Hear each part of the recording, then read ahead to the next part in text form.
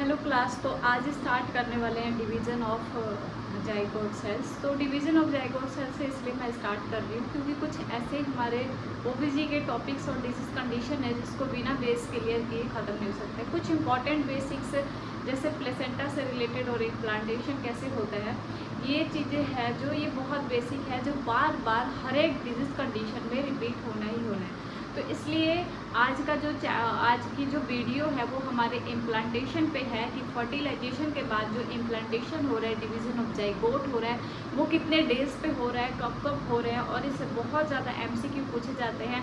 Theory वाला portion तो ये कम, पर एमसीक्यू वाला पोर्शन ही बहुत ज़्यादा है क्योंकि डे वाइज पूछा जाता है कि इस डे 7 पे क्या हुआ, डे 8 पे क्या हुआ, डे 14 पे क्या हुआ, डे 12 पे क्या हुआ। तो ये सारे कंडीशन हमें तब याद होंगे जब हम इस चीज़ को बार बार रिपीट करेंगे, थोड़ा रिवीजन करेंगे वीडियो देखने के बाद और बुक की हेल्प भी लेंगे। तो सबसे बेस्ट बुक इस चीज़ के लिए डीसी दत्ता बुक है।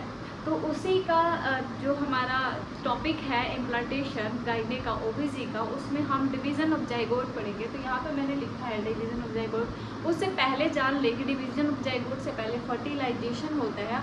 और फर्टिलाइजेशन कहाँ पे होता है?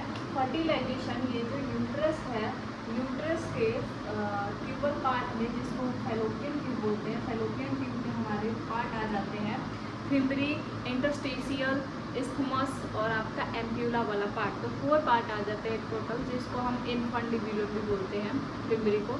तो हमारा इस्थमस और एम्पुला, इनफंडिबुलम और आपका जो फिम्बरी वाला पार्ट है, ये ट्यूबल पार्ट हो जाते हैं। इंटरस्टेशियल पार्ट भी होता है ट्यूबल पार्ट का।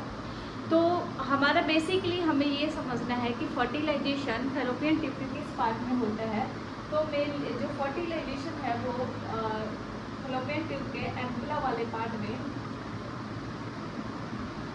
एम्पुला वाले पार्ट में क्या हो जाता है? एम्पुला वाले पार्ट में फर्टिलाइजेशन कंप्लीट हो जाता है। अब फर्टिलाइजेशन के बाद होता क्या है? फर्टिलाइजेशन के बाद जाइगोट बनता है। जाइगोट अभी सिंगल सेल में होता है और डिप्लॉइड होता है। उससे पहले जो गैमिट होते हैं वो हैप्लॉइड होते हैं। स्पर्म और ओवा जो है वो हैप्लॉइड होते हैं।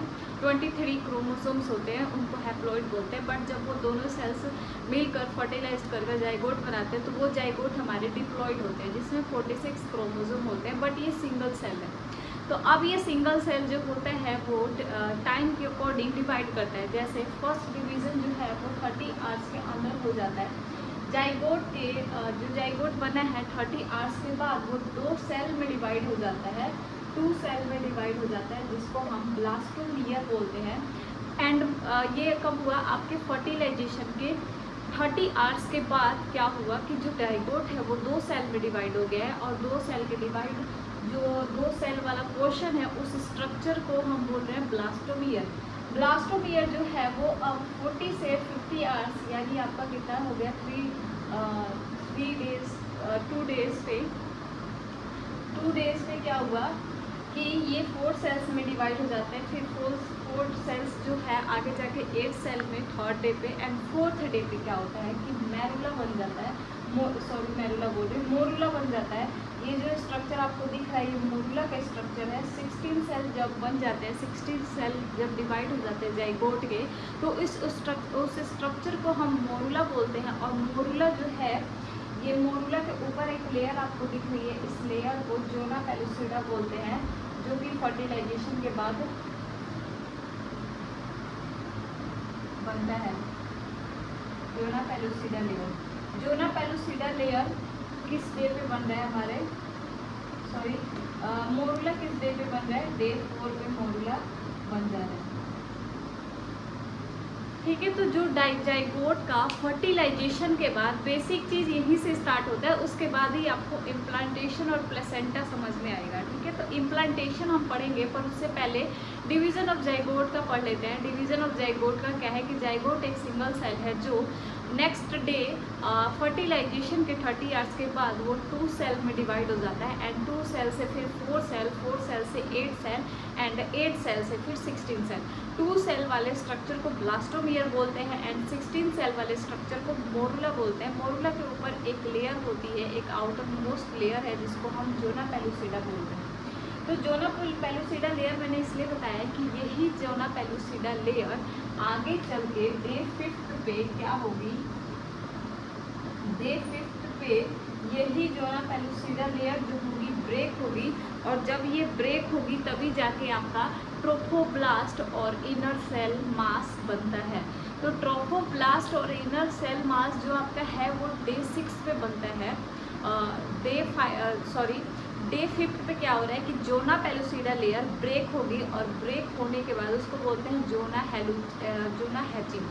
जोना हैचिंग का मतलब है कि जोना पेलुसिडा लेयर का ब्रेक हो जाना। जब वो लेयर ब्रेक हो जाती है उसके बाद आपका जो है trophoblast and inner cell mass बनेगा, और वही डे 6 से हमारा इम्प्लांटेशन स्टार्ट हो जाता है। तो MCQ का पॉइंट ये है कि इम्प्लांटेशन जो है वो किस डे पे स्टार्ट हो गया, डे 6 पे, और डे 11 पे इम्प्लांटेशन पूरी तरह से एंड हो जाता है। तो इम्प्लांटेशन का जो प्रोसेस है वो डे 6 से स्टार्ट होकर डे 11 तक चलता रहता है। ठीक है, तो यहाँ पे डिवीज़न के बाद अब हमने देखना है 5th डे से क्या हो रहा है कि इम्प्लांटेशन स्टार्ट कैसे होती है। क्योंकि ये जो जोना पेलुसिडा लेयर है, जो ये स्ट्रक्चर है, ये स्ट्रक्चर जब आपके यूट्रस में इम्प्लांटेशन के लिए जाता है तो ये इस फॉर्म में नहीं जाता, वो ट्रोफोब्लास्ट और इनर सेल के फॉर्म में जाता है। तो उससे पहले क्या होता है, ये जोना पेलुसिडा कैसे साइड हटेगा, और यही आपके ट्रोफोब्लास्ट बनाते हैं, यही आपका इनर मास बनाते हैं, इनर मास सेल बनाते हैं। तो इस जोना पेलुसिडा लेयर अब क्या होगी, आगे ब्रेक हो जाएगी, जिसको हम जोना हैचिंग बोलते हैं। ये लेयर आगे जाके डे 6 पे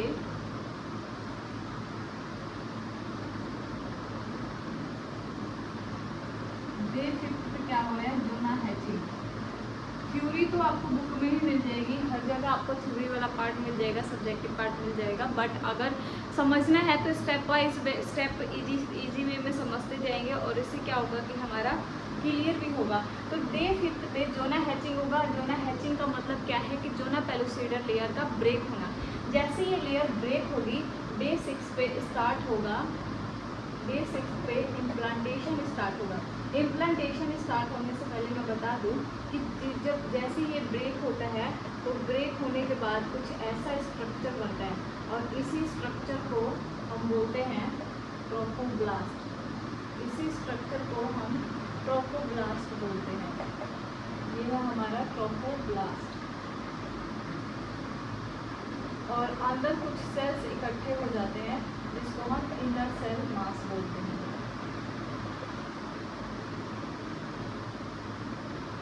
इनर सेल मास, ये जो भी हुआ ये हमारे डे 5 पे हुआ।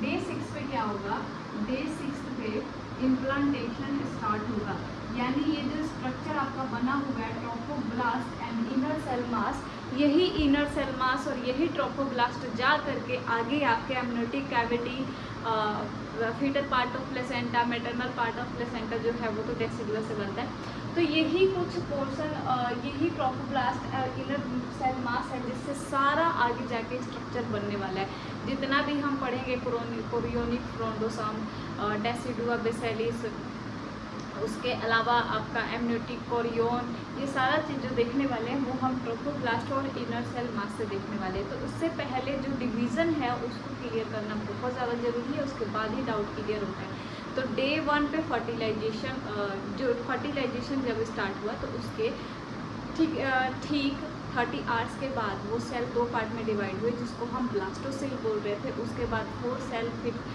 8 सेल, और उसके बाद आपका 16 सेल जो मोरुला पार्ट है। मोरुला पार्ट के ऊपर एक जोना पेलुसिडा लेयर है जो डे 5 पे क्या हो जाती है, ब्रेक हो जाती है, और ब्रेक होने की वजह से ये सेल जो है वो trophoblast and inner cell mass में चेंज हो जा रहा है। अब ये जो ट्रोफोब्लास्ट और इनर सेल मास है वो आपके यूट्रस तक पहुंच चुके हैं, और वहां पहुंचने के बाद स्टार्ट होगा इम्प्लांटेशन डे 6 पे। एंड डे 6 पे स्टार्ट होने के बाद अब आगे क्या होगा, हाँ, अब जैसे इम्प्लांटेशन स्टार्ट होता है तो हमने सुना है कि पीरियड मिस होते हैं, और उसकी जगह पे क्या होता है कि हल्की ब्लीडिंग, वेजाइनल स्पॉट्स आते हैं। तो वो जो वेजाइनल स्पॉट्स होते हैं उसको हम बोलते हैं हार्टमन साइन। वो जो ब्लीडिंग आ रही है वो प्रेगनेंसी पे जो स्पॉट्स, ब्लीडिंग वेजाइनल स्पॉट्स हमें दिख रहे हैं उसको हम किस नाम से जानते हैं, हार्टमन साइन से। तो हार्टमन साइन जो है वो क्या है, वो प्रेगनेंसी के टाइम पे वो ब्लीडिंग है, वो वेजाइनल स्पॉट्स है जिससे हम क्लियर, और या फिर हम डाउट में होते हैं कि प्रेगनेंसी है या नहीं है, मतलब आपका पूरा थॉट आ जाता है कि प्रेगनेंसी कंसीव हो चुकी है। तो ये जो vaginal spots bleeding this time pregnancy के टाइम पे दिखता है वो हमारा हार्टमन साइन है। तो ये जैसे इम्प्लांटेशन स्टार्ट होता है उसी टाइम पे ये साइन आपको देखने को मिलते हैं। तो ये MCQ का पॉइंट था जो कि बहुत ज़्यादा पूछा जाता है। अब जो इम्प्लांटेशन है वो कहाँ पे होगा? इम्प्लांटेशन स्टार्ट होगा हमारे एंडोमेट्रियम लेयर में। तो एंडोमेट्रियम लेयर प्रेगनेंसी के टाइम पे उसको बोला जाता है डेसिडुआ। प्रेग्नेंट वुमेन के यूट्रस में जो एंडोमेट्रियम वॉल है उस वॉल को हम किस नाम से जानते हैं? डेसिडुआ के नाम से। क्यों डेसिडुआ बोल रहे हैं? डेसिडुआ क्यों बोल रहे हैं? क्योंकि डेसिडुआ जो है वो वर्ड इसलिए बोला गया एंडोमेट्रियम वॉल को क्योंकि ये प्रेगनेंसी के बाद जो है वो क्या हो जाएगी? सेट अप हो जाएगी। सेट अप होने का मतलब क्या है कि वो आपके जो वॉल है वो टूटकर वो खुद भी बाहर निकल जाएगी, इसीलिए उसे डेसिडुआ बोलते हैं। और इसीलिए प्लेसेंटा को भी डेसिडुएट बोलते हैं क्योंकि वो भी क्या हो जाता है? आफ्टर प्रेगनेंसी सेट अप होकर बाहर निकल जाता है। तो डेसिडुएट हम किसको बोलेंगे? प्लेसेंटा को। डेसिडुआ हम प्रेग्नेंट वुमेन के एंडोमेट्रियम को बोलेंगे।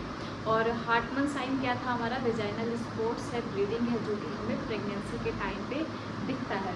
तो ये हमारे कुछ साइन है और डिवीज़न है जाइगोट के जो हमें डे बाय डे जो चेंजेस है वो दिखते हैं। तो आपको मेनली डे 5 जो आपका डे 4 है मोरुला जो बन रहा है वहाँ से स्टेप अगर याद रखोगे उसके बाद ही समझ में आएगा कि इम्प्लांटेशन कैसे हो रहा है और प्लेसेंटा एंड जो भी स्ट्रक्चर है वो कैसे बन रहे हैं। तो आगे हम देखेंगे क्या? आगे हम देखेंगे यूट्रस में इम्प्लांटेशन के बारे में। तो सबसे ज़्यादा जो MCQ पूछा जाता है यहाँ से इम्प्लांटेशन से वो पूछा जाता है most common site of implantation, कि इम्प्लांटेशन का यूट्रस में मोस्ट कॉमन साइट कौन सा है? तो इम्प्लांटेशन का जो मोस्ट कॉमन साइट है वो अपर सेगमेंट ऑफ यूट्रस है। अपर सेगमेंट ऑफ यूट्रस किसको कौन सा पार्ट है हमारा? पोस्टीरियर वॉल जो हमारे फंडल जिसको हम बोलते हैं फंडल हाइट, फंडल के नियर में होता है, फंडल पे नहीं होता है। फंडल के पास में जो पोर्शन है अपर सेगमेंट यूट्रस का, जो अपर सेगमेंट यूट्रस का फंडल हाइट वाला जो पोर्शन है, एक तो हमारा 3 पार्ट हो जाता है यूट्रस के, इस्थमस, बॉडी और फंडस। तो फंडस के नियर वाला जो पार्ट है upper part, upper segment posterior wall जो है अपर सेगमेंट अपर यूट्राइन सेगमेंट और पोस्टीरियर वॉल ऑफ यूट्रस। ठीक है, तो मोस्ट कॉमन साइट अगर आपसे पूछा जा रहा है तो upper segment of uterus, posterior wall of the uterus आप ही लिख सकते हो। ठीक है, तो ये हमारा यूट्रस का जो है वो क्या है? कॉमन साइट है। अब मैं एक चीज़ ये पूछूंगी कि जो हमारा ह्यूमन बॉडी में जो इम्प्लांटेशन हो रहा है वो इम्प्लांटेशन कैसा होता है? तो उसका जवाब होगा इंटरस्टिशियल। इंटरस्टिशियल कहने का क्या मतलब है? इंटरस्टिशियल कहने का क्या मतलब है कि जो इम्प्लांटेशन हो रहा है लेयर में, जो लेयर में इम्प्लांटेशन हो रहा है वो सुपरफिशियली नहीं हो रहा है, वो सुपरफिशियल नहीं हो रहा है, वो अंदर एंडोमेट्रियम वॉल में जा करके डीपली होता है। ठीक है, एंडोमेट्रियम वॉल में डीपली जाके होता है। अब यहीं पे हमारा साथ में ही मायोमेट्रियम भी जुड़ा होता है। तो ऐसी कौन सी लेयर है जो मायोमेट्रियम में इम्प्लांटेशन नहीं होने देती है? तो यहाँ से भी MCQ पूछा जाता है। मीटा बुच लेयर है। मीटा बुच लेयर क्या करती है? इम्प्लांटेशन जो है वो हमारे मायोमेट्रियम तक नहीं होने देती है। अगर मीटा बुच लेयर जो है, अगर ये लेयर एब्सेंट है तो इस लेयर के एब्सेंट होने के बाद एक्टोपिक प्रेगनेंसी या फिर कई सारे एबनॉर्मलिटीज़ देखे जाते हैं, एबनॉर्मल प्रेगनेंसी देखी जाती है या फिर कोई और अदर कंडीशन भी हो सकता है, तो एक्टोपिक प्रेगनेंसी देखने को मिलता है। तो ये सारा जो है ये इम्प्लांटेशन ये मीटा बुच लेयर के होने की वजह से ही एक अपनी लिमिट पता होती है सेल को कि उसको कितने डीप तक यूट्रस में जा करके शिफ्ट होना है, कितने डीप में जा करके उसको फिक्स होना है। तो इसीलिए जो डेसिडुआ है वो एंडोमेट्रियम वॉल जो है प्रेग्नेंट वुमेन का डेसिडुआ, उस डेसिडुआ में इंटरस्टिशियली जा कर के वो क्या होता है? इम्प्लांट इम्प्लांट होता है, तो इसलिए बोलते हैं कि ह्यूमन बॉडी में कैसा इम्प्लांटेशन हो रहा है, इंटरस्टिशियल हो रहा है। एक तो मैंने आपको नीटाबुच लेयर से एमसीक्यू बताया, दूसरा मैंने आपको हार्टमन साइन बताया है, एंड डे 6 पे आपका इम्प्लांटेशन स्टार्ट हुआ। ये सारे एमसीक्यू के पॉइंट हैं। अब जो मोस्ट कॉमन साइट भी मैंने आपको बताया है, क्या मोस्ट कॉमन साइट कहाँ पे हो रहा है हमारा, मोस्ट कॉमन साइट यूट्रस का अपर सेगमेंट रीजन है, कौन सा, पोस्टीरियर वॉल ऑफ यूट्रस। इसके अलावा अब जो ये इम्प्लांटेशन है, इम्प्लांटेशन वो कहीं ना कहीं एक साइड पे जा कर के होता है। तो जो एक साइड पे इम्प्लांटेशन हो रहा है इसको हम क्या बोलते हैं, इसेंट्रिक, इसको बोलते हैं इसेंट्रिक इम्प्लांटेशन।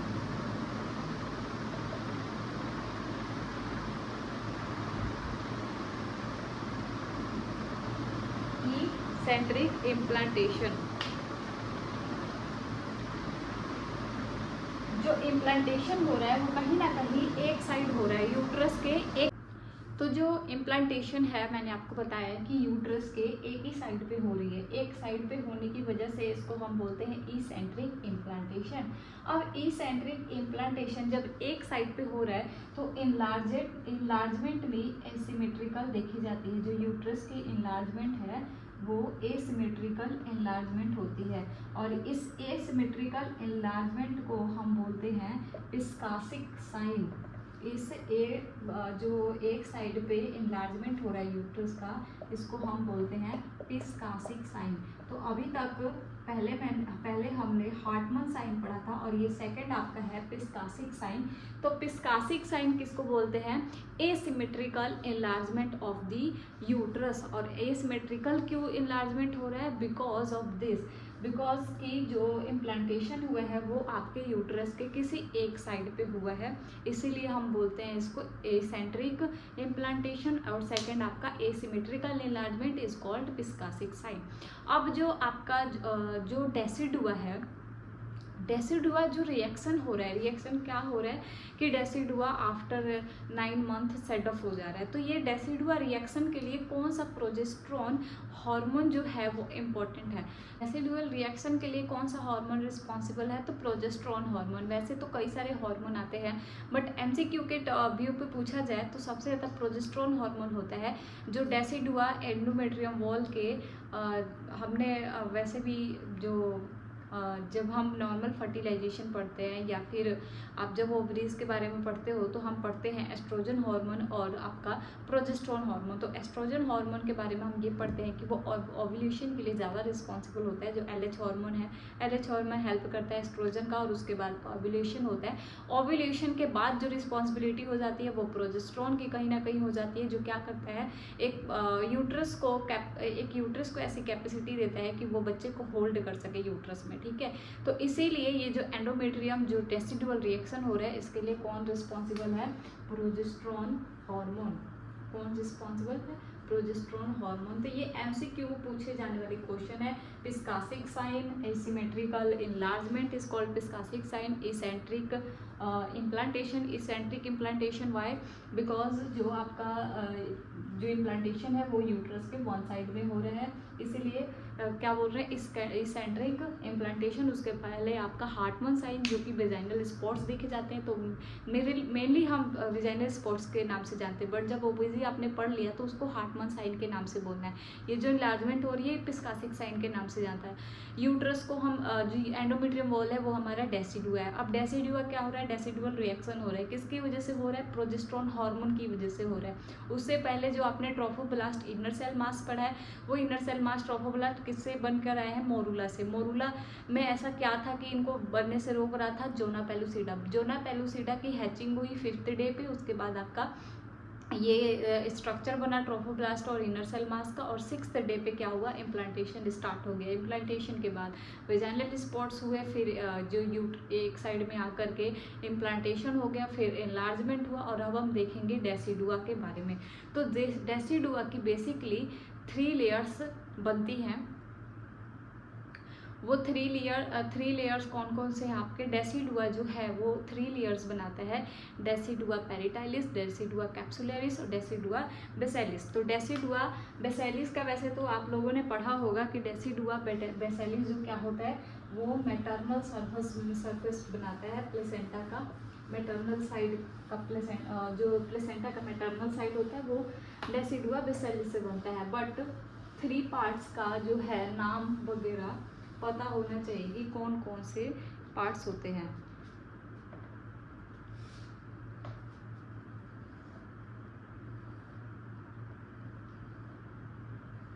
ये हमारा एक यूट्रस है जिसमें जो बचे हुए पार्ट्स होते हैं, सबसे पहले आ जाता है आपका ये बेस वाला पार्ट जिसको हम बोलते हैं डेसिडुआ बेसिलिस। उसके बाद ये आपका हो जाता है, ये पार्ट जो दिख रहा है ये पार्ट हमारा हो जाता है डेसिडुआ कैप्सुलरिस। एंड थर्ड जो बचा हुआ पार्ट है वो होता है decidua parietalis. Decidua basalis, decidua capsularis, decidua parietalis. तो decidua basalis maternal surface of uterus का होता है, प्लेसेंटा का। तो वो जो है डेसिडुआ बेसिलिस वो आपके एम्ब्रियो के बिल्कुल नीचे होता है, ठीक है, एम्ब्रियो के बिल्कुल नीचे होता है और मैटरनल प्लेसेंटा का साइड बनाता है। तो डेसिडुआ कैप्सुलरिस जो होता है वो एम्ब्रियो के ऊपर से कवर किया होता है, एम्ब्रियो को ऊपर से पूरा कवर किया होता है डेसिडुआ कैप्सुलरिस। डेसिडुआ बेसिलिस एम्ब्रियो के ठीक नीचे होता है और इसी से हमारा प्लेसेंटा का मैटरनल साइड भी बनता है। डेसिडुआ पेरिटाइलिस जो होता है वो जो है जैसे आपका पेरीमेट्रियम है, पेरीमेट्रियम की तरह ये पूरा थिन लेयर में फैला होता है। बट जैसे जैसे ग्रोथ होती जाती है फिटस की, तो ग्रोथ के साथ साथ पेरिटाइलिस जो है वो कैप्सुलरिस में ही, क्योंकि जो पूरा एरिया है यूट्रस का वो पूरा कैविटी जो है वो कवर हो चुका होता है, जिसकी वजह से जो पेरिटाइलिस है वो कैप्सुलरिस में ही फ्यूज हो जाती है और कैप्सुलरिस ही पूरा एरिया बन जाता है जो कवर किया होता है एम्ब्रियो को, फीटस को, ठीक है। तो ये हमारे 3 लेयर्स हैं जिसका नाम है डेसिडुआ बेसिलिस। इसके अदर नाम भी है, डेसिडुआ पेरिटाइलिस को डेसिडुआ वेरा बोलते हैं, डेसिडुआ कैप्सुलरिस को डेसिडुआ रिफ्लेक्सा भी बोलते हैं और डेसिडुआ बेसिलिस को डेसिडुआ सीरोटोना भी बोलते हैं। तो ये अदर नाम भी है इसके लेयर्स के। ये किसके लेयर है? एंडोमेट्रियम के लेयर आपको नहीं याद करना है, डेसिडुआ के लेयर है जो 3 पार्ट में डिवाइड हो जाते हैं, decidua basalis, decidua capsularis, decidua पेरिटाइलिस। उसके अलावा भी इनके नाम है, जैसे डेसिडुआ कैप्सुलरिस का नाम है डेसिडुआ रिफ्लेक्सा, डेसिडुआ पेरिटाइलिस का नाम है decidua vera and decidua third one कौन सा है आपका, डेसिडुआ बेसिलिस का नाम डेसिडुआ सीरोटोना। तो ये हमारे डेसिडुआ के 3 पार्ट्स हैं जो कि आगे हम जो प्लेसेंटा का सरफेस एरिया पढ़ेंगे उसमें ये चीज़ें रिपीट होंगी। तो जो इनलार्जमेंट है कहाँ पे, हाँ एक चीज़ और मैं आपको बता दूँ, जो हमने पढ़ा है इसेंट्रिक कि जो सेंटर से हट के होता है, इम्प्लांटेशन कहाँ से, यूट्रस के सेंटर से थोड़ा साइड में होता है, other side of centre area, ठीक है। तो जो सेंटर एरिया में अगर हमें सैक दिख रहा है, अगर गैस्ट्रेशनल सैक हमें सेंटर एरिया में दिख रहा है तो वो एक्टोपिक प्रेगनेंसी के चांसेस बनते हैं। तो इसीलिए नॉर्मली हमें जो सैक है, जो इम्प्लांटेशन वाला जो एरिया है वो कहाँ होना चाहिए, वो साइड में दिखना चाहिए। अगर वो सेंटर में आपको दिख रहा है तो मीन्स कि वो एक्टोपिक प्रेगनेंसी के चांसेस है। और कोई अदर भी हम समझ सकते हैं कि कोई मास बना हुआ है, कई बार ऐसे एक्टोपिक प्रेगनेंसी में कंडीशन देखे जाते हैं। तो ये चीज़ होती है प्रॉब्लम, इस नॉर्मली इसेंट्रिक होता है, अगर सेंटर में दिख रहा है तो इसका मतलब कोई ना कोई यूट्रस में प्रॉब्लम हो रहा है। और उसके अलावा जो एसिमेट्रिकल इनलार्जमेंट बताया वो क्यों हो रहा है वो भी बता दिया मैंने। डेसिडुआ के ये 3 लेयर्स हैं जिसके नेम याद रखने हैं, क्योंकि ये बाद में जब डिजीज कंडीशन हम पढ़ते हैं तो बहुत ज़्यादा रिपीट होते हैं, उसके बाद पता नहीं लगता है कि ये लेयर कहाँ से आ गए, ठीक है। तो आगे देख, मैंने जो आपको स्ट्रक्चर बताया था ये ट्रोफोब्लास्ट और इनर सेल मास, इस स्ट्रक्चर को हम बोलते हैं ब्लास्टोसिस्ट, ओके, इस स्ट्रक्चर को हम बोलते हैं ब्लास्टोसिस्ट। अब आगे ये स्ट्रक्चर को क्या बोलते हैं, ब्लास्टोसिस्ट। अब आगे जो हम पढ़ने वाले हैं इसी के डिवीज़न के बारे में पढ़ने वाले हैं, ब्लास्टोसिस्ट के डिवीज़न के बारे में। और ब्लास्टोसिस्ट में ही हमारा जो ट्रोफोब्लास्ट है वो ट्रोफोब्लास्ट आपका जो फिटल साइड ऑफ प्लेसेंटा है वो बनाता है, कोरियन बनाता है, फिर इनर सेल मास जो है वो आपकी एमनियोटिक कैविटी बनाती है, यॉर्क सैक बनाती है, तो वो इनर सेल मास में पढ़ने वाले हैं। बाकी जो आपका है ब्लास्टोसिस्ट का डिवीज़न वो नेक्स्ट वीडियो में देखेंगे। तब तक के लिए जो भी मैंने आपको बीच में जो भी बेसिक चीज़ बताई है उसको थोड़ा सा क्लियर कर लेना, बुक को देख लेना, बहुत ज़्यादा क्लियर हो जाएगा। फिर नेक्स्ट वीडियो में हम ब्लास्टोसिस्ट का डिवीज़न पढ़ेंगे। तो मिलते हैं आपसे नेक्स्ट वीडियो में। Bye bye, Tata.